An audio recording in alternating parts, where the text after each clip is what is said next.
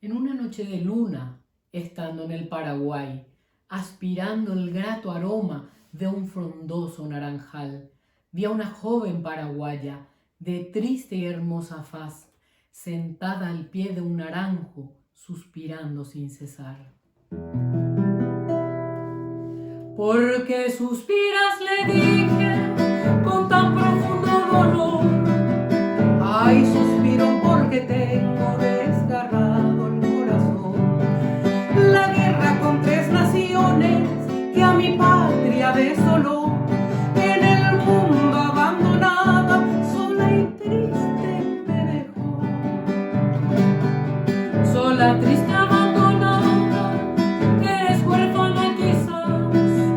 Sola yo lloro mi suerte en mi desolado hogar, siguiendo mi padre a López allá por Cerro Corá.